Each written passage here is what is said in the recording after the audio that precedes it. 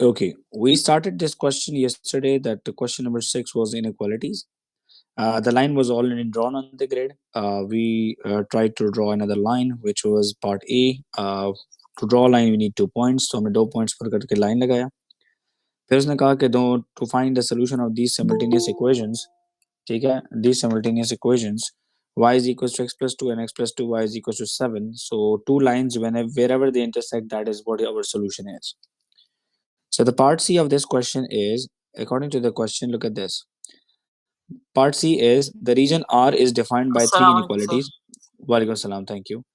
The region R is defined by these three inequalities. Y is less than x plus 2, x plus 2y is greater than equals to 7, and x is less than 5. We know that the first two are already drawn on the grid. पहले दो जो हैं देखो grid के ऊपर already लगे हुए हैं, ठीक है, ये हम लोगों ने ऑलरेडी लगाए हुए हैं. थर्ड इनइक्वालिटी थी x is less than 5. So we know this already.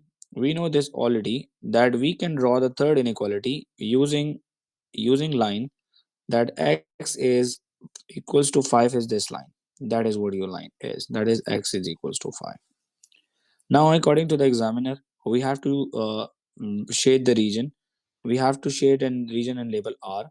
Y is less than equals to x plus 2. Y is less than equals to equals to x plus 2. Now we can see that y is less than equals to x plus 2 is this red line.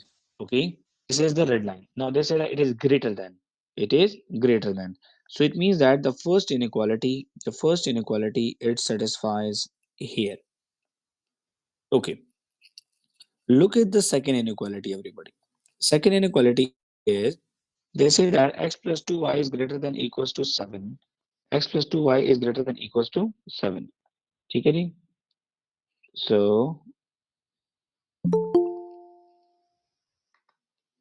x plus 2y is greater than equals to 7. Okay, तो ये sorry ये red line first वाली है, ठीक है. Sorry ये red line first वाली है, इसका नाम हमने लिखा हुआ x plus 2y is greater than 7.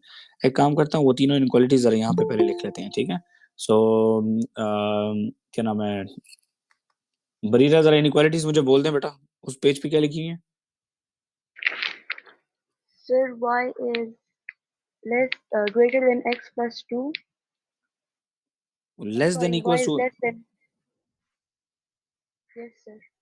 y is less X than plus 2. equals to, okay second है X plus 2y is greater than 7. Greater than equal to 7 है, G, sir. और And third x is is less than and greater to 5. Less than और equals to 5. यार क्या हुआ है, less than और greater than 5 क्या होता है. Okay, now look at this inequality very carefully, ठीक है. ये तीनों इनइक्वालिटीज कहाँ पर आती हैं. y is less than equals to x plus 2, so x plus 2 is this line, this one, this is the line. They say that it is less than, so this is the area, ठीक है, which is the required region. less नीचे वाला portion होता है. Look at the second one, Malaika. X plus 2y is greater than equals to 7. This is the red line. We can see that it is greater than, so it means that this is also this area. Okay. X is less than 5. This is the area. So it means that this is the region R. So this is the area which is satisfied by three inequalities. So it means that we have to label this region as R. तो हमें इसको R label करना है. बेटा ये मई जून 22 का paper है. 2022. All right. That is what my region R is. So sharing बाद में कर लेते हैं, पहले जरा देख लेते हैं कि next part इसका क्या कहता है. Share and region. The point Z is in region. Yes. The point Z is in region R, and the X coordinate and the Y coordinate of point Z are both integers, and point Z does not lie on the boundary of the region R. तो region R के अंदर जो points आ रहे हैं, ये वाले points को हम लोगों ने जरा count कर लेना है. Boundary पे नहीं होना है, ठीक है.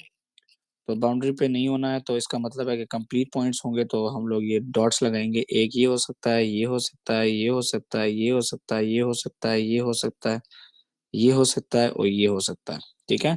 So there are 1 2 3 4 5 6 7 points which are in the it can be point Z. Okay, and that is what they said, okay, that it is in region R and the both x and y coordinates are in both integers and point Z does not lie on the boundary. To find the number of possible solutions, so there are seven solutions. There are seven solutions which in this region can be and the y coordinate of point z is more than its x coordinate.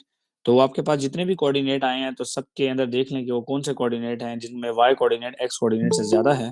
So we have to look at that part. So जरा देख लें इधर कि यहाँ पे क्या क्या ज्यादा है और क्या कम है। सो पे अटेंशन, ये एक एक रेड लाइन देखेंगे स्टार्टिंग फ्रॉम दिस पॉइंट। सो यहाँ पे कोऑर्डिनेट है 4 5। ओके, फिर देन वी हैव 4 4। ओके, फिर then we have 4 3। then we have 4 2, all right। फिर then we have 3 2, 3 2। फिर then we have 3 3। फिर then we have 3 4। चलिए 3 की गेम खत्म हो गई। फिर then we have 2 3।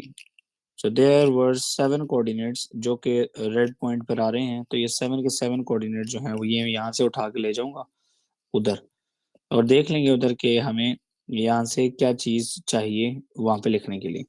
ठीक है, सो let's see, the y coordinate of point z is more than its x coordinate। तो x कोऑर्डिनेट से ज्यादा है। तो जरा यहाँ पे देख लें कि कौन सा सा कोऑर्डिनेट है जिसका y कोऑर्डिनेट ज्यादा है x कोऑर्डिनेट से। एक ये ज्यादा है, ठीक है, 5 इज ग्रेटर देन 4। ठीक है जी, ये आउट हो गया, ये बराबर है।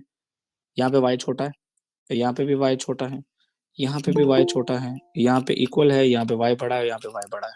ठीक है जी, so these are the three coordinates 4 5 3 4 and Assalamualaikum, sir. वालेकुम अस्सलाम, thank you. That is 2 3। So there are three coordinates के जहां पर आप ये कर सकते हैं। बेटा इसा टाइम पर आया कहने फिर 10 मिनट्स लेट है। सर मैं बाहर था, अभी आया हूँ। ये साया में ना सर मुझे बाहर ले जाता है, फिर लेट ले आता है। बेटा बस इस तरह की बातें क्लास में करने की जरूरत नहीं है, ठीक है, thank you. Alright, look at question number 7 beta। According to question number 7, it says that it's a distance time graph. So Isa, pay attention. uh, the diagram shows the speed time graph of a cyclist journey। Calculate the acceleration of the cyclist during the first 8 seconds। So first 8 second में जो उसकी acceleration है वो ये है, ठीक है। सो इसका ग्रेडियंट फाइंड करते हैं। So gradient is equal to rise by run, ठीक है, rise divide by run. So the rise is, you can see that it's 6 and the run is 8. So 6 by 8 is 3 out of 4. So 3 out of 4 meter per second is the answer for the acceleration. Now they say that describe the motion of the cyclist between t is equals to 8 and t is equals to 90. So everybody can see that t is equals to 8 and t is equals to 90 is a straight line। इसका मतलब है speed is not changing। तो speed जब change नहीं होती तो इसका क्या मतलब होता है? So constant speed. Yes, it is constant speed। इसको constant speed कहते हैं। जी बेटा, तो with zero acceleration। Very good. तो with zero acceleration, acceleration zero है इधर, ठीक है, एक्सेलरेशन जीरो, ठीक है, स्पीड कांस्टेंट है और एक्सेलरेशन जीरो है। तो मोशन को बताना था ना उसकी क्या नाम है जो साइक्लिस्ट है उसकी, ठीक है। Then we have the question that the total distance by the cyclist during the journey is 558 meters। ईसा जरा इस पे फोकस कर लेना बेटा, ईसा इस पे फोकस कर लेना। जी सर, जी जी। बेटा स्टॉप लाफिंग।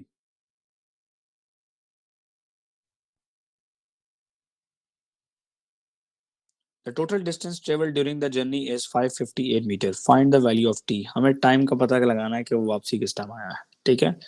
तो याद रखें डिस्टेंस टाइम ग्राफ में area under the graph is the area under the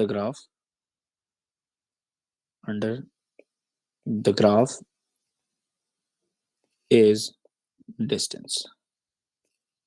अब मुझे पता है कि area under the graph is the distance, और मेरे पास सब चीजें मौजूद हैं। आई हैव वन ट्रायंगल, एक रेक्टेंगल भी मेरे पास मौजूद है, और लास्ट वाले ट्रायंगल का एरिया मुझे फाइंड आउट करना होगा। टोटल मेरे पास मौजूद है। So let's start from doing this. तो पहले मैं ये छोटा ट्रायंगल यहाँ पे आउट कर लूंगा, ठीक है। It's the height is 8 and that is this one. So area is 1/2 into 6 into 8। 6 8 are 48, 48 divide by 2 is 24। That's the triangle, ठीक है। Now it's time for the rectangle. Rectangle को आउट करना है। सो 8 से 90 तक we have 90 minus 8 is 82। and the height is 6. So 82 multiplied by 82 seconds लिखे हैं. तो what we have to do, everybody? G. Anyone?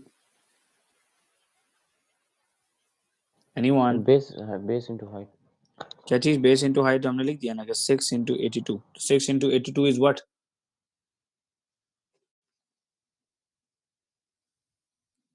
82 into 6 is So what? 492.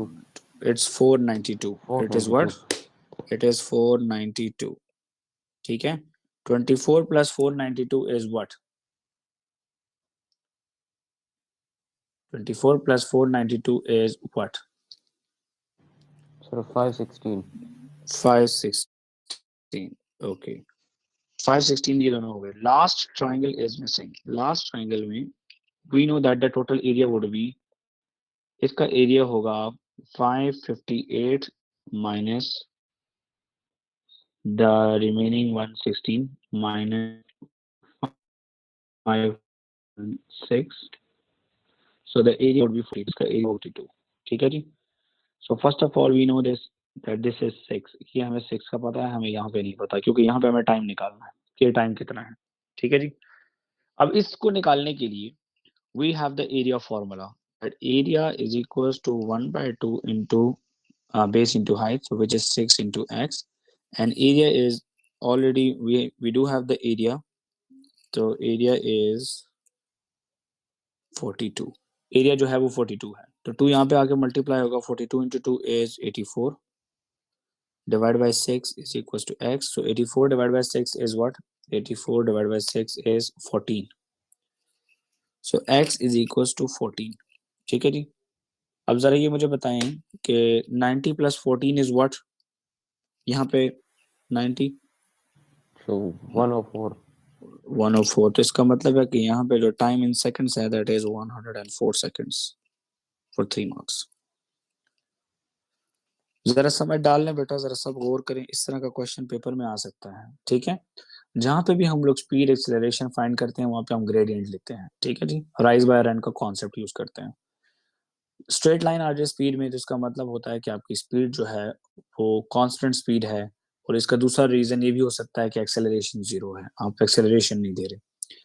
Distance under the graph जो है, मतलब एरिया अंडर द ग्राफ जो है that is your distance. इस question में इन्होंने कहा हमें हाजिर कि ये टोटल 558 है. ठीक है. हमने क्या किया कि ट्राइंगल और रेक्टेंगल इसमें से माइनस कर लिया, तो लास्ट पीस का एरिया आ गया हमारे पास. ठीक है. तो वहां से मैंने इसको इसकी बेस निकाल ली विच इज x, तो वो 14 आया मेरे पास. तो 90 plus 14 करके मुझे पता चल गया कि t की जगह पे 104 लिखा होगा. Is this clear? Yes, sir. Okay. Now they say that in the part 4 convert 6 meter per second into kilometer. अच्छा जरा एक बात मुझे बताएं, ये लिखा हुआ है 6 metre, it is like 6 metre per second. ऐसे ही होता ना बेटा, 6 मीटर पर सेकंड. अब मीटर को किलोमीटर में कन्वर्ट करने के लिए what I have to do? 1000 से डिवाइड करना पड़ेगा. ठीक है. 1000 से क्या करना पड़ेगा? डिवाइड. ओके. तो पहले हम लोग करेंगे 6 डिवाइड बाय 1000, तो that would be is equal to 0.006. 0.006. Yes. Okay. अब सेकंड को आवर में कन्वर्ट करने के लिए क्या करना पड़ेगा? 60 से फिर So डिवाइड. times ना 3600. 60 ये नहीं. मल्टीप्लाई बाय 3600 करना पड़ेगा. समझ आइए क्या नहीं आपको? ये आपका मीटर पर सेकंड है ना, तो आवर में कन्वर्ट करने के लिए सेकंड्स में, एक आवर में 3600 सेकंड्स होते हैं. तो 0.006 मल्टीप्लाई बाय 3600 बिकॉज 1 तो hour is equal to 21.6. So 21.6 kilometre per hour. ठीक है. ये बराबर है 6 मीटर पर सेकंड के. ठीक है. कन्वर्ट हुए हैं खाली, 2 different units. 6 metre per second लो या 21.6 kilometre per our low, it's the same thing. ठीक है बेटा.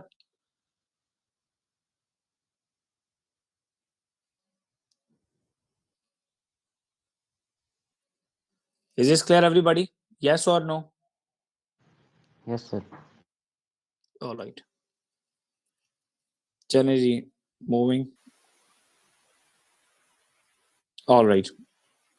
Who read the question बेटा?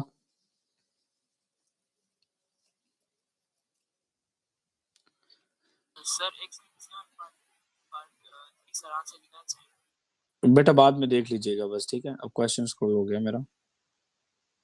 अ car travel 352 kilometre correct to the nearest kilometre. Nearest kilometre बेटा ये आपकी एक्यूरेसी है, ठीक है बेटा।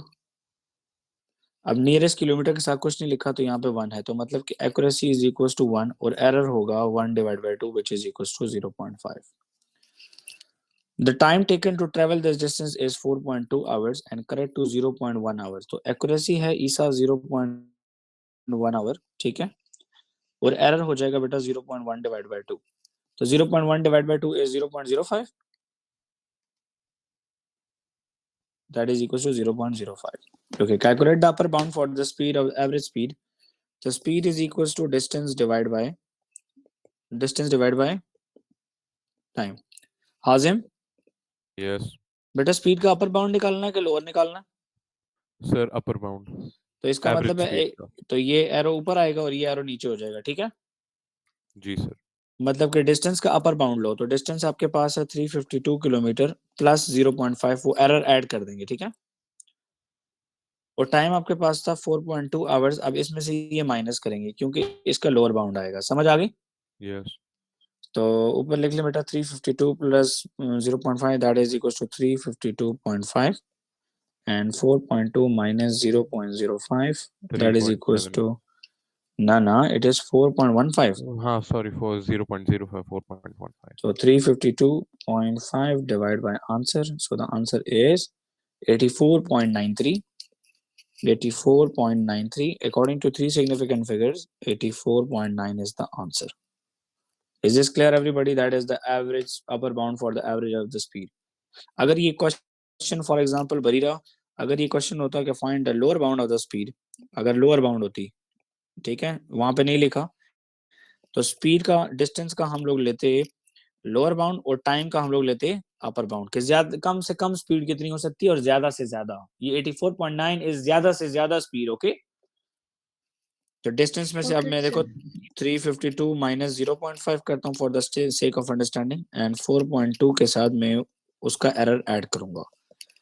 तो ये मैं समझाने के लिए कर रहा हूँ, पेपर में लिखा नहीं हुआ लेकिन करना जरूरी है क्योंकि पेपर में आ सकता है। तो ये आ जाए बेटा 351.5 और नीचे आ जाएगा आपके पास 4.2 minus sorry plus 4.2 plus 0.05 it is 4.25। तो 351.5 divide by answer, so the answer is 82.7। तो हाजिम कम से कम स्पीड जो है ना वो 82.7 किलोमीटर पर आवर हो सकती है और ज्यादा से ज्यादा स्पीड जो है ना वो 84.9. 84.9। Is this clear? ये रेंज हो जाती है आपके पास, ठीक है, कि मेरा जो रिजल्ट मैंने लिया है, जो डाटा मैंने कलेक्ट किया है, इसमें एरर कितना है, ठीक है। चलें जी, स्क्रॉलिंग ऑलराइट मैट्रिसेस। तो matrices A and satisfy the following equation. तो अब जरा गौर करके देख लें बेटा कि मैट्रिक्स जो है यहाँ पे क्या हो रहा है। तो हमें यहाँ पे नजर आ रहा है कि यहाँ पर ये मैट्रिक्स जो है ये प्लस है और ये वाला माइनस है, प्लस वाला उधर जा सकता है। तो ये हो जाएगा -3a is equal to 5 4 3 -1 -4 bracket close -2 5 3 and 2। So -3a is equal to, तो हम लोगों को ये मैट्रिसेस में भूलना नहीं है कि हम लोगों ने ये करना है कि 5 -2 3 -3 -4 -5 -1 -2 ये काम करना है आपने। तो 5 -2 3 -3 -4 -5 -1 -2। सो ये हो जाएगा -3a is equal to 3 -9 0 -3। Now divide by -3 on both sides. तो यहाँ पे पूरे मैट्रिक्स को -3 पे डिवाइड कर दें। So a is equal to 3 divided by -3 0 divided by -3 -9 divided by -3 -3 divided by -3। सो यहाँ पे जो मोस्ट प्रोबेबली पेपर में एरर होता है ना, बच्चे जल्दबाजी में करते हैं। तो 3 divided by -3 is -1, that's 0। This is minus minus cut गया और 9 divided by 3 is 3 और माइनस माइनस कट गया और 3 divided by 3 is 1। so that is your answer। so it is 1 0 -1 0 3 and 1 for 2 marks in the exam। तो step पूरे करें, ठीक है, ताकि पूरे पूरे नंबर मिला करें पेपर में।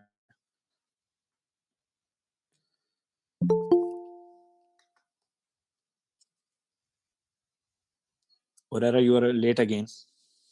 We are in question number 8 right now. Matrices.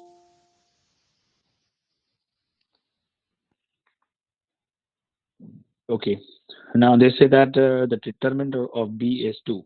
So first of all मैंने आपको बताया था कि determinant होता क्या है. For example, B is A, B, C, D.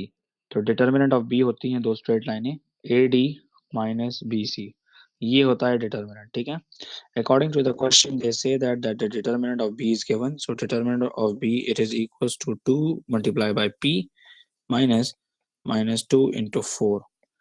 Determinant of B is equals to 2 means that left hand side is equals to 2. So 2P plus 2 fours are 8. So now 8 will go on the left hand side. So 2 minus 8 is equals to 2P. 2 minus 8 is minus 6. That is equals to 2P. So divide by 2 on both sides. So P is equals to minus 3. So P is equals to minus 3. Now we have to find out the B inverse. तो B को पहले लिख लें कि B है क्या चीज़. अब P आ गया हमारे पास. तो 2, 4, minus 2 and P is minus 3. All right. B inverse is equals to 1 divided by determinant of P multiply with adjoint of P. Determinant तो अभी explain हो गया, adjoint भी explain कर रहा हूँ.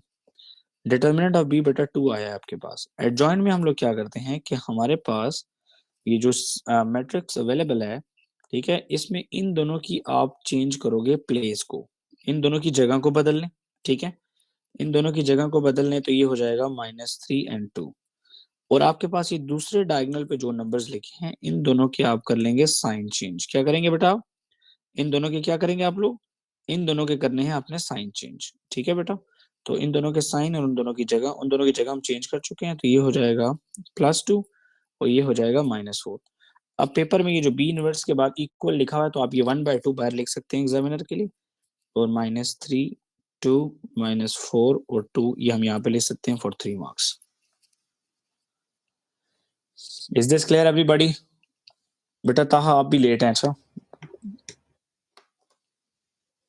जो लेट आए हैं वो पहले 2 क्वेश्चंस जो हैं वीडियो में देख लेना फिर. ठीक है, ताकि टाइम ज़ाया ना अगर हो. हम इसको एक्सपैंड जी करके बेटा. लिखते तो वो भी ठीक. बेटा ठीक फिर होता है, अगर हम चांस ऑफ एरर हो सकता है ना. आप -3 को 0.5 से मल्टीप्लाई करोगे, सारे नंबर्स को 0.5 से मल्टीप्लाई करना पड़ेगा. ठीक है, और ये इन्होंने दिया ही इसीलिए है. ठीक है, ठीक है सर. चलें नेक्स्ट क्वेश्चन देख लें बेटा. ट्रांसफॉर्मेशन को क्वेश्चन है, तो Hazim please read the question for me. The diagram shows shape A and shape B. Describe the fully single transformation that maps A onto shape B, और सर ये translation है. ये क्या हुआ है बेटा? ट्रांसलेशन हुई है. जी. ठीक है, ओके. तो पहले तो मैंने आपको पहले ही कहा था कि ट्रांसलेशन पेपर में 2 नंबर के लिए आती है, तो ए ऑन टू बी. तो पहले जरा थोड़ा सा रिकॉल कर लें.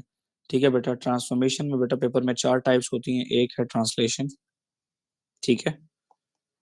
सेकंड वन इज रिफ्लेक्शन, ठीक है, ये मैं बार बार एक्सप्लेन करूंगा तो याद हो जाएंगे. Third one is rotation and fourth one is enlargement. ठीक है बेटा, इनलार्जमेंट. ठीक है, ये आपके आ गया जी, बिल्कुल. अब वो कहता है कि ये क्या हुआ है. पहले तो याद रखो, ट्रांसलेशन 2 मार्क्स के लिए आती है, रिफ्लेक्शन भी 2 के लिए, रोटेशन 3 के लिए, इनलार्जमेंट 3 के लिए. ट्रांसलेशन कहते हैं स्लाइडिंग को. Describe fully single transformation that maps A onto B. तो A onto B is a translation. तो आपने ट्रांसलेशन लिखना है, आपने स्लाइडिंग लिखा you will lose your mark. ठीक है, ट्रांसलेशन बाय वेक्टर होती है. वेक्टर क्या है? मूवमेंट, मूवमेंट बतानी है. तो ए से बी तक जाने के लिए I have to go 3 up, yes और no, and it is 4 left. It is 4 left. तो इट इज -4 एंड 3. तो मैं आपको पहले भी बता चुका हूँ कि वेक्टर में ऊपर x होता है, नीचे y होता है. अगर x पॉजिटिव हो मतलब राइट, नेगेटिव हो तो left. So that's what it is. So the next part is जी बेटा. नूर बेटा ये बता दें कि ये नीचे पार्ट पार्ट बी क्या है? What is part B?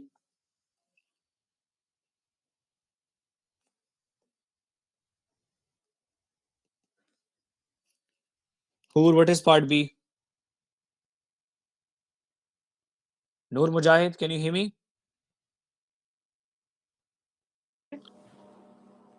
Yes. The diagram represented by matrix -2 0 0 -2 maps A onto C, draw and label C. Now tell me what is this matrix? ये matrix क्या चीज है? किसका matrix है? नूर, मलाइक जी बेटा क्या कह रही हैं आप? मलाइका, नूर, turn on your mic. Don't close it. Yes. Malaika, which Sir, matrix A is this? A क्या क्या मतलब है? ये मैट्रिक्स किस चीज का है?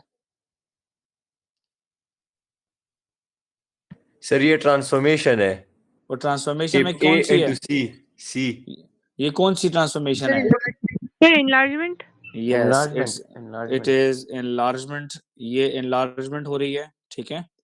सेंटर है इसका 0 0, ये डायगोनल पे लिखा हुआ है, सेंटर जो है इसका Scale है 0 factor 0, -1. तो स्केल फैक्टर है -2.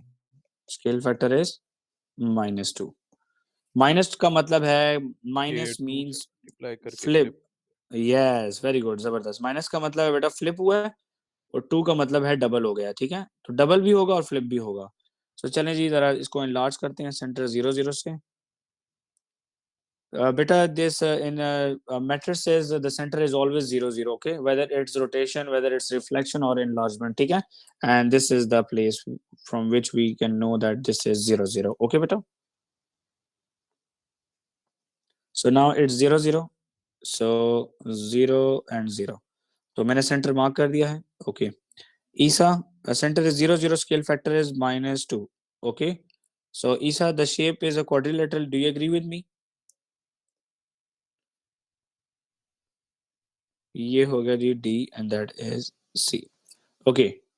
ईसा, what is the vector of from center से गाड़ी स्टार्ट करो A तक जाओ, तो no left right, one up, अच्छा, yes or no? बिल्कुल बिल्कुल तो इसको -2 से मल्टीप्लाई कर देंगे, तो -2 मल्टीप्लाई बाय 0 and 1, तो ये आ जाएगा 0 and -2, yes or no? बिल्कुल बिल्कुल 0 का मतलब है नो लेफ्ट एंड राइट, -2 का मतलब है down, agree? So that is your A dash आपके पास आ गया, ठीक है? अच्छा ईसा, नाउ मुझे B का वेक्टर बताओ. B का वेक्टर बताओ बेटा, सेंटर से स्टार्ट करो, B तक जाओ, क्या करना है? जी जी सर. बी तो क्या कहते, नीचे जाएंगे.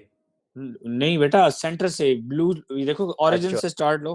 हाँ, हाँ, तो B तक जाना है, क्या करूं? B तक जाने के लिए सर वन मुझे समझ लेफ्ट. नहीं आ रही है. अब जरा देखो, जरा यहाँ पे फोकस करो तो समझ आएगी ना तुम्हें ना. सेंटर से B तक जाना है तो तो मैं तो वन, फोकस कर रहा हूँ. सेंटर से B तक जाना है तो 1 लेफ्ट एंड 2 अप, नजर आ रहा है?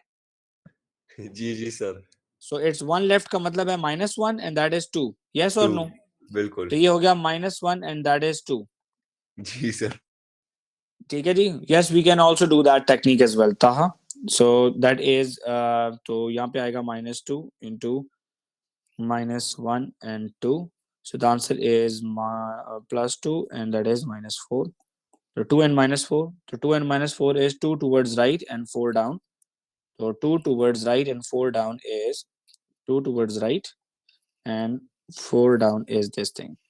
So ये आ गया बेटा आपका B dash. ये वाला पॉइंट क्या हो गया हाजिम? It's B dash. B dash, yes. Okay.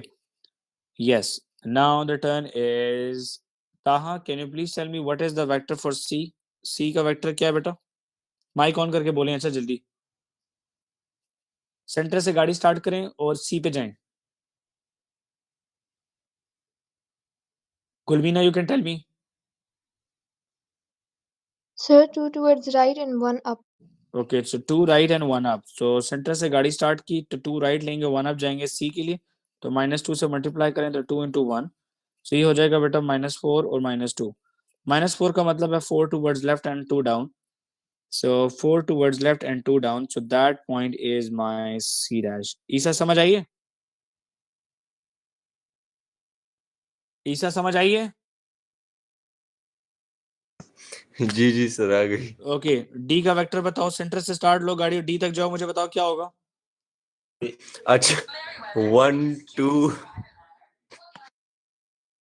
What? Sir, 2 2 right, 2 up. right 2 right हाँ जी, 1 2 अप। Very good. तो -2 से मल्टीप्लाई कर दें, 2 2, तो ये हो जाएगा बेटा -4, राइट मलाइका? जी जी सर, सो बिल्कुल। सेंटर से -4 का मतलब है 4 डाउन, तो 1 2 3 4, 1 2 3 4। अब जरा देख लीजिए, ये आ गया हमारा डी डैश।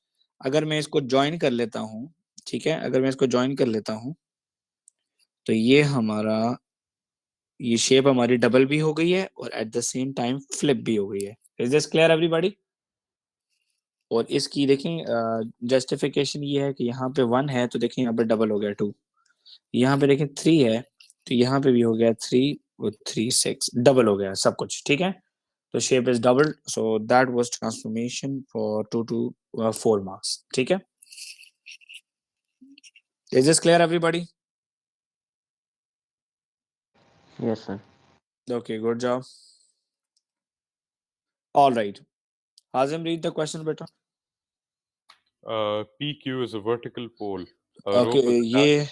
ये एक पोल है, ठीक है। Then A rope is attached from the top of the pole P to the point of the ground R. okay. Find क्या करना है? Show that PQ is equals to 16.7. तो it's a right angle triangle. Pythagoras theorem, sir. Okay, so let's check.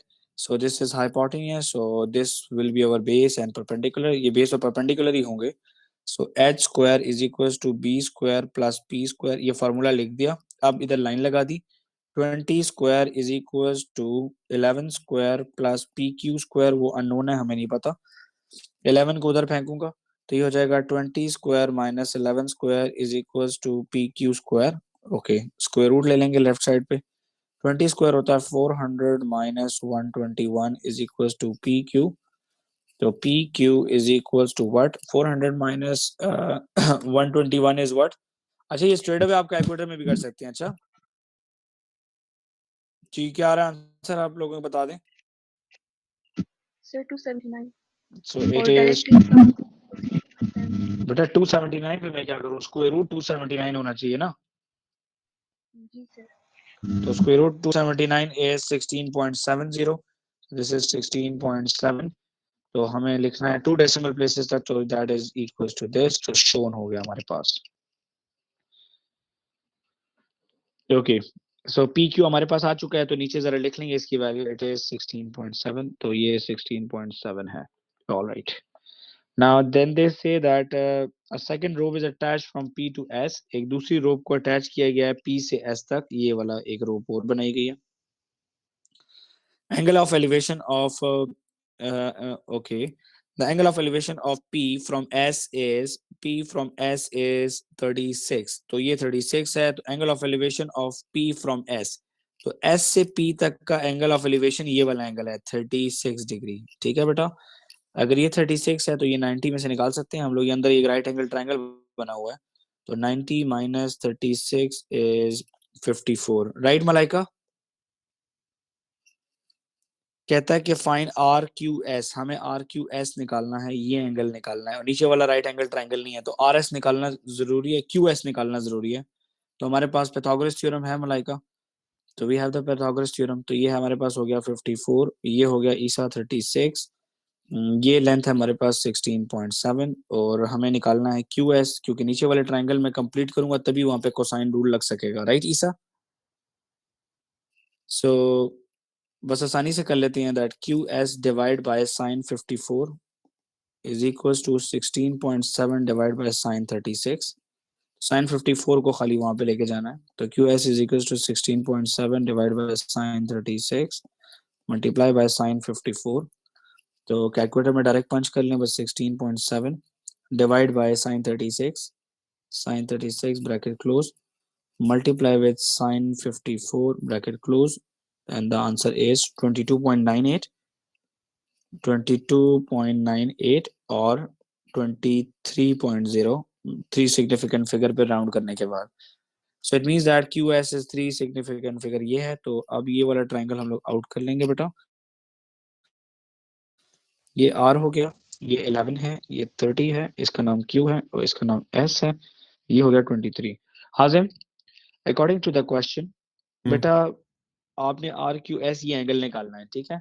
अब जब आपने ये वाला angle निकालना है तो आपको ये तो पता होना चाहिए कि जब आप ये एंगल निकालते हैं तो आपने रूल कौन सा लगाना है, ठीक है। जी अब यहाँ पे टेक्निकली हम लोग साइन रूल नहीं लगा सकते, सर, पता है ना कि नहीं क्यों नहीं। ऐसा क्यों नहीं कर सकते? ये देखिए, इसके क्यू के ऊपर ही दो 90 डिग्री के एंगल है ना, तो बेटा वो ऐड ये जरा, करके नहीं 360 से नहीं नहीं माइनस। नहीं, देखें ये बहुत बहुत टेक्निकल पॉइंट है कि आप ये समझ रहे हो कि इसमें ये 90 तो है, बिल्कुल समझ आ गई आपको। Yes sir. ये 360 तो है, लेकिन अगर ये लगा हुआ है ना कि ये इसके परपेंडिकुलर है और ये इसके परपेंडिकुलर है, तो इसका मतलब है ये 3D है यार। अपने कमरे की कॉर्नर की दीवारों को देखो जरा, तो क्या वहां पे angle at a point corner में 360 एंगल बन रहा है यार। कॉमन सेंस लगा लें थोड़ा सा, ठीक है। इसमें और ऊपर वाली शेप में बहुत फर्क है, ठीक है, इसको समझ डालें थोड़ा सा। तो नीचे जो ट्राइंगल है ये not a right angle triangle है, क्योंकि 90 गिवन नहीं है हमें कि ये 90 बना हुआ है नीचे। तो हम लोग इसको फाइंड आउट करने के लिए कोसाइन रूल लगाते हैं। तो क्यू के सामने होता है स्मॉल क्यू, आर के सामने स्मॉल आर, और ये होगा स्मॉल एस। तो स्मॉल क्यू के लिए बनाएंगे एक कोसाइन रूल, तो Q square is equal to S square plus R minus 2 SR cos of Q. तो कॉस क्यू के लिए हमने बना लिया अपने लिए कोसाइन रूल, ठीक है। अब आपने करना क्या है, सिर्फ वैल्यूज को प्लॉट करें। तो that is 30 square is equal to 11 square plus 23 square minus 2 into 11 into 23 into cos Q. अब कॉस क्यू को सब्जेक्ट बनाना है। मलाइक का सब्जेक्ट बनाने के लिए पूरा बेसिक मैथ्स आपका तगड़ा होना चाहिए। 11 स्क्वायर और 23 स्क्वायर को माइनस करके right hand side left hand side पे लेके जाएं, माइनस 11 स्क्वायर माइनस 23 स्क्वायर। अब ये माइनस 2 11 और 23 जो है ये आपका मल्टीप्लाई हो रहा है, तो यहाँ पर जाएगा डिवाइड होकर। आप लेफ्ट हैंड साइड को कैलकुलेटर में डाल लो, फिर कॉस इनवर्स ले लेना। सो पहले fraction 30 square minus 11 square minus 23 square divide by minus 2 into 11 into 23, ठीक है। अब इसका कॉस इनवर्स भी लेना है, कॉस इनवर्स लेना जरूरी है। तो Q is equal to cos inverse of the answer. तो शिफ्ट एंड कॉस, शिफ्ट दबाएं और कॉस के बटन में कॉस इनवर्स आंसर कैलकुलेटर में प्रेस कर दें। तो आंसर आ रहा है बेटा 119.60, ठीक है। तो ये आ रहा है 1 डेसिमल प्लेस तक लिखते हैं पेपर में, तो 119.6 degree is the final answer, ठीक है बेटा। Is this clear everybody, yes और नो? तो देख सकते हैं 5 नंबर थे इसके, 5 और 2 7 नंबर के लिए ट्रिग्नोमेट्री आई थी, अभी खत्म नहीं हुई है, मेरे ख्याल से आगे एक पार्ट और भी है इस क्वेश्चन का। लिख लें बेटा जरा जल्दी से, शाबाश खैरिए। 842 हो गए हैं और ये मेरे ख्याल से सेकंड लास्ट क्वेश्चन है।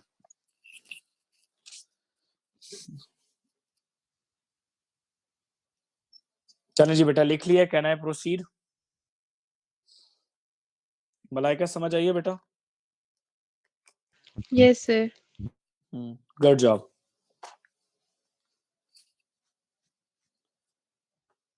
ओके जी, कहना है प्रोसीड ईसा। जी जी सर। ओके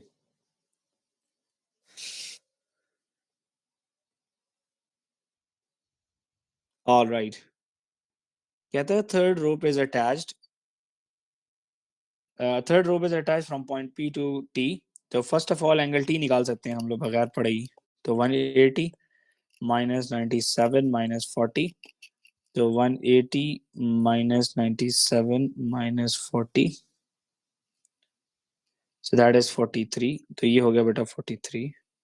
कहता है कैलकुलेट P टू T, तो बस साइन रूल लगा सकते हैं। तो PT divide by sin 97, that is equals to 16.7 divide bye sin 43। तो sin 97 को वहां पे ले जाएं, तो 16.7 divide bye sin 43 multiply with sin 97। तो ये आंसर क्या आ रहा है बेटा, जरा देख के बता दें। 16.7 divide bye sin 43 multiply with sin 97 bracket closed, 24.3। P to T is equals to 24.3, तो that is 24.3 is the answer. तो 4 मार्क्स। तो हमारे पास स्टार्ट हुआ 2 मार्क्स से, फिर 5 और फिर 4। तो कितने हो गए बेटा? ये 10 मार्क्स के लिए आपके पास, सॉरी 11 मार्क्स के लिए आपके पास क्वेश्चन आया था ट्रिग्नोमेट्री के ऊपर, और बड़ा आसान क्वेश्चन था, मतलब इसमें कोई इतनी लॉजिक रॉकेट साइंस नहीं थी इस क्वेश्चन में। जी हाजिम लिख लिया बेटा? मलाइका, हाँ हूर, yes, sir, बरीरा लिख लिख चुके हैं? Yes, sir. ओके चलें जी, बेहतरीन सवाल आया। D is the point and E is the point, 2 point given है। The length of D E is equal to square root 20। तो लेंथ गिवन है तो पहले लेंथ का फॉर्मूला लिखना पड़ेगा, that D E is equal to square root y2 minus y1 whole square plus x2 minus x1 whole square। नाम दे दें इनको x1 y1 x2 y2। तो डी ई की वैल्यू आपके पास आई है square root 20, left hand side 20 के बराबर है। y2 माइनस y1 का मतलब है e minus six whole square plus e minus 4 whole square. अब यहाँ पे जो मोस्ट कॉमन एरर है ना बेटा, ये चीज याद रखें कि आप स्क्वायर स्क्वायर रूट इस पे काट नहीं सकते। अच्छा, यहाँ पे बच्चे ये गलती कर लेते हैं, आपने काटना नहीं है इस तरीके से। आप ये कर सकते हैं कि taking square on both sides, taking square on both sides, तो दोनों साइडों पे स्क्वायर लेंगे तो दोनों साइडों से स्क्वायर रूट खत्म हो जाएगा। ठीक है बेटा, ये तो समझ आती है ना? ईसा ये समझ आती है बेटा? Okay, E minus six whole square को एक्सपेंड करना है, तो E minus six whole square is equal to E minus six multiply by E minus six. एक दफा ब्रैकेट वाले तरीके से कराता हूँ, दूसरी दफा आइडेंटिटी से कराता हूँ, तो पेपर में जो भी पसंद आए कर लेना। E square minus six E plus 36, तो ये आ रहा है E square minus 12 E plus 36। ये हो गया जी एक्सपेंशन मेथड, ठीक है। और ये है आपका आइडेंटिटी मेथड कि A square minus 2 into A into B plus B square. तो E square minus 8 E plus 16, दोनों में से जो पसंद हो पेपर में कर लेना, ठीक है। अब इन दोनों को प्लस करना है, एक्सपेंड हो चुके हैं। 20 is equal to E square minus 12 E plus 36 plus E square minus 8 E plus 16, ठीक है जी। तो 20 is equal to 20 equals to, Hazim E square add होते हैं, जी हाँ सर, ये 2 ई 2 स्क्वायर हो जाएगा, तो ये हो जाएगा minus 20 E plus 36 plus 16 is 52। Okay, question को सिंप्लीफाई करने के लिए यहाँ से आप 2 को कॉमन निकाल लें ताकि क्वेश्चन थोड़ा सा सिंप्लीफाई हो जाए। E square minus 10 E plus 26 divide by 2 कर लें ताकि जरा क्वेश्चन थोड़ा लाइट हो जाए। तो 1 ज़ा 2 एंड 2 10 ज़ा 20, तो 10 is equal to E square minus 10 E plus 26। 10 को इधर लें ताकि क्वाड्रेटिक इक्वेशन बन जाए। E square minus 10 E plus 26 minus 10, 0 is equal to E square plus 16 E minus 10। तो ये हमारे पास मिड टर्म ब्रेक होगा अभी, क्योंकि मिड टर्म ब्रेक से ही हम लोग इसको ई की वैल्यू निकाल सकते हैं। तो ई की वैल्यू निकालने के लिए हमें ई का आंसर निकालना है, तो हमें फर्स्ट और लास्ट को मल्टीप्लाई करना है। तो 1 10 10, 10 के फैक्टर्स हैं 1 10 और 2 5, ठीक है। और क्या फैक्टर बेटा, और कोई फैक्टर है? सर 5 2 नहीं, ये 16 है, ये 16 आता है, सॉरी कंफ्यूज। 26, हाँ 26 माइनस 10 इज 16, ठीक है। 16 के फैक्टर्स निकालने हैं, 10 के नहीं, ये हमसे गलती हो गई। तो 1 इंटू 16, 2 इंटू 8, ओके, 4 इंटू 4, आगे 8 into 2 हाँ, तो हमें सेंटर में चाहिए 10 ई ओ ओ, एक गलत हो मिनट, गया है सर, फिर गलत हो गया ये हमने यहाँ सर। पे थोड़ा सा, सर ये देखें 10 जरा, ई है, 16 ई नहीं है, 10 ई है। हाँ जी, यही गलत हो गया है। हम लोग 10 ई और 16 में थोड़ा सा कंफ्यूज हो गए थे। तो हम लोग ये सेंटर वाले दो फैक्टर्स उठा सकते हैं, 2 एंड 8, ठीक है। तो 0 is equal to E square minus 2 E minus 8 E plus 16। तो अब जरा देखिए, -2 -8 से -10 आ रहा है, ठीक है। So it's perfectly fine. So 0 is equal to E common है तो अंदर आ जाएगा e -2, इधर कॉमन है -8 इधर आ जाएगा e -2। सो e -2 e -8 दो बन गए हमारे पास, तो लाइन लगा लें। e minus 2 is equal to 0, तो e की एक वैल्यू आई है 2 और e minus 8 is equal to 0, तो e की दूसरी वैल्यू आ गई है 8। तो एक दफा 2 2 हो सकता है और एक दफा 8 8 हो सकता है, क्योंकि ई ई लिखा है ना ऊपर, नजर आ रहा है डी पॉइंट ई नजर आ रहा है आपको, पॉइंट ई। तो ई के दो आंसर्स आए हैं, तो वो या तो 2 2 हो सकता है या 8 8 हो सकता है। ठीक है बेटा, 5 मार्क्स थे इसके कोऑर्डिनेट ज्योमेट्री के। अब इसमें क्या हुआ बेटा, डिस्टेंस फार्मूला चेक हुआ है और अलजेब्रा चेक हुआ है। Is this clear everybody? बाकी क्वेश्चन इजी था, क्वेश्चन की वर्किंग काफी थी लेकिन क्वेश्चन इजी था। ऐसे क्वेश्चंस को खामखा अटेम्प्ट करें। अच्छा, it's very important from exam point of view. Easy है बेटा? Yes. ये मैं जब पेपर भेजूंगा तो ये वर्किंग नोट कर लीजिएगा, बाकी रिकॉर्ड हो गया तो उसमें आपको मेथड भी समझ आ जाएगी। ठीक है, okay. Point F is equal to, जरा हाजिम पॉइंट डी के कोऑर्डिनेट बताएं। पर हाँ, पॉइंट डी के कोऑर्डिनेट बताएं जरा। पॉइंट डी वो जो के कोऑर्डिनेट्स है 4 and 6। 4 and 6, और पॉइंट ई के भी बता दे। पॉइंट ई के तो दो आए थे ना हमारे पास, तो हाँ, उसको तो रहने देते हैं। पॉइंट ठीक है, ई के 2 2 and 8 and 8 है।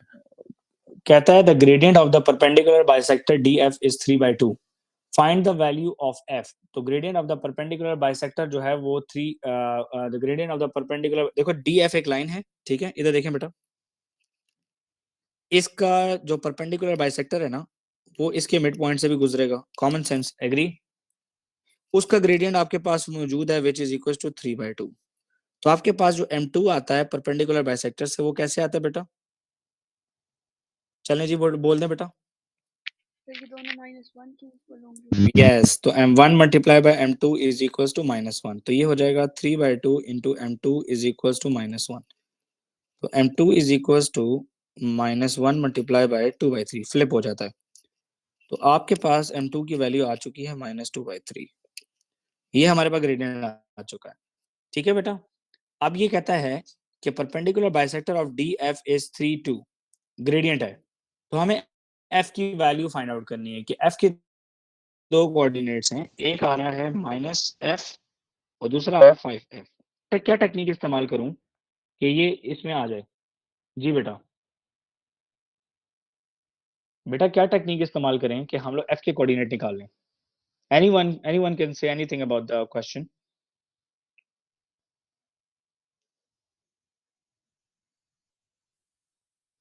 कोई भी जवाब दे सकता है और डिस्कशन करें, क्योंकि पेपर में जो है ना, ये आपके पास इस तरीके से आता है।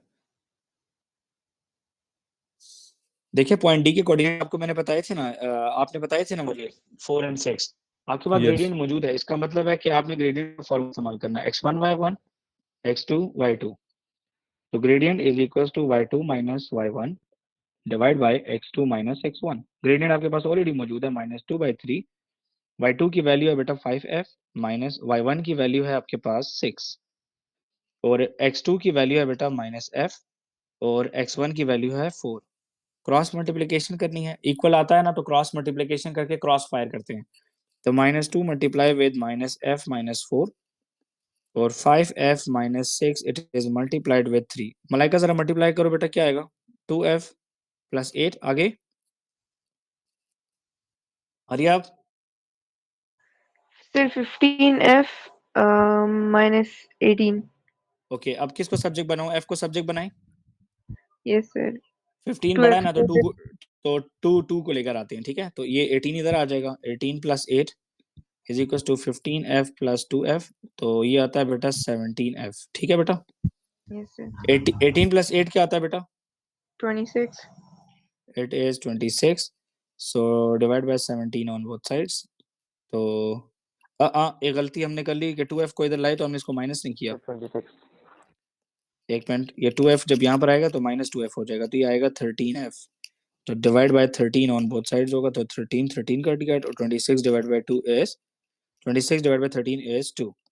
तो 4 मार्क्स के लिए आपने यहाँ पे कोऑर्डिनेट ज्योमेट्री को यूज किया, और क्या था? थ्योरम था, और वो थ्योरम के जरिए ही आपने ग्रेडियंट निकाला, और फिर ग्रेडियंट का फॉर्मूला। देखिए ट्रिक क्या थी? ट्रिक थी कि यहाँ पर आपको ये ड्रॉ करना मस्ट है। ये ड्रॉ करेंगे तो क्वेश्चन समझ आ जाएगी। फिर ये थ्योरम आपने अप्लाई करके ग्रेडियंट निकाल लिया। ठीक है, जब आपके पास ग्रेडियंट आ चुका है तो आप बस ग्रेडियंट का फॉर्मूला इस्तेमाल करो और डी और एफ के कोऑर्डिनेट पुट करो, तो आपको खुद ही पता चल जाएगा कि वो कोऑर्डिनेट क्या है। ठीक है, formula picking is your task, ये आपका टास्क है कि आप फॉर्मूला सही तरीके से पिक कर सको। Is this clear everybody?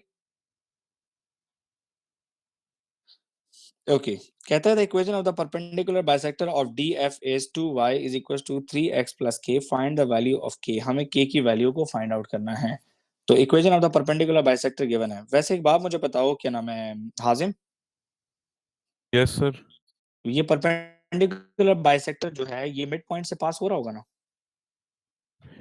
Yes sir. Obvious सी बात है। तो पहले हम लोग लिख लेते हैं डी। डी कोऑर्डिनेट है हमारे पास 4 एंड 6, ठीक है। और एफ कोऑर्डिनेट है हमारे पास -2 और 5 इंटू 2 कितना आता है बेटा? 10 आता है ना? ऊपर एफ की वैल्यू डाल दी है मैंने, ठीक है। एफ की जगह पे लिखा है ना -f और 5f, ठीक है। तो पहले आप निकाल लो इसका mid point, because mid point is the perpendicular bisector, ठीक है। यहां से पॉइंट पास कर रहा है, तो जरा मिड पॉइंट मुझे बताएं, फॉर्मूला क्या होता है? x1 plus x2 divide by 2, comma y1 plus y2 divide by 2। Formula लिखा करें, 4 plus into -2 divide by 2, comma 6 plus 10 divide by 2। तो 4 minus 2 is 2, 2 divided by 2 is 1, comma 6 plus 10 is 16 divided by 2 is 8। तो 1 and 8 को put कर लें इस equation में, तो आपको k की वैल्यू मिल जाएगी, क्योंकि 1 and 8 इस लाइन पे पास कर रहा है। यस और no? So putting 1 and 2, putting 1 and 8, so 2y की वैल्यू है 8 और 3x की वैल्यू है 1 plus k। 8 2 are 16 is equals to 3 plus k। तो 3 को इधर ले आए तो 16 minus 3 is equals to k। तो k is equals to what? k is equals to 13। k की वैल्यू आ रही है आपके पास 13। तो 3 मार्क्स के लिए था। तो 5 plus 4 9, 9 plus 3 is 12, 12 मार्क्स के लिए ये हो गया और ये आपका हो गया पेपर खत्म। अभी आपने करना ये है कि पेपर मैं आपको भिजवा रहा हूँ, कल और परसों कोई क्लास नहीं है। इसके अलावा मैं आपको 2 पेपर्स भिजवाऊंगा, एक पेपर 1 और एक पेपर 2। आप लोगों ने वो पेपर 1 और पेपर 2 खुद ट्राई करना है, और वो पेपर 1 और पेपर 2 हम लोग मंडे और ट्यूसडे वेडनेसडे की क्लास में डिस्कस भी करेंगे, ताकि जहां जहां पे आप फंसे होंगे हम लोग उसको पूरा कंप्लीट करेंगे। Is this clear everybody? Yes sir. ठीक है बेटा, ये मैं पेपर अभी आप लोगों को क्लास के बाद भिजवा रहा हूँ, रिकॉर्डिंग को कर रहा हूँ मैं स्टॉप।